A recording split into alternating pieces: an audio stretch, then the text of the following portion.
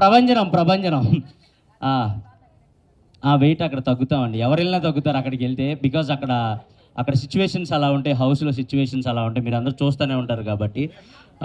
So big బాస్లో నా experience అడుగుతున్నారు.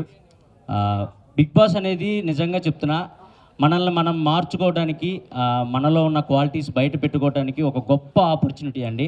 అది కోట్లలో కొంతమందికి మాత్రమే వస్తుంది. అలా నాకు వచ్చినందుకు నేను చాలా హ్యాపీగా ఫీల్ అవుతున్నాను. అండ్ బయటకు వచ్చిన తర్వాత మీ అందరి ప్రేమ, మీ అందరి అభిమానం చూసిన తర్వాత ఇంకా ఇంకా ఇంకా హ్యాపీగా ఫీల్ అవుతున్నాను. నేను తీసుకున్న స్టెప్ కరెక్టే అని నాకు అనిపించింది.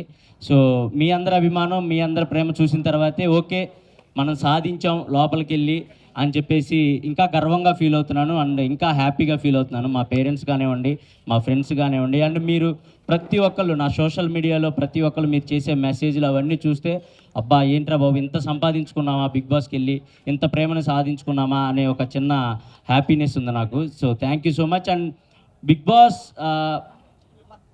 బిగ్ బాస్లో ప్రతి ఒక్కరికి ఒక్కొక్కళ్ళకి ఒక్కొక్క సపరేట్ జోనర్ ఉంటుంది, ఒక్కొక్కళ్ళు ఒక్కొక్క సపరేట్ జోనర్లో ఆడుతూ ఉంటారు.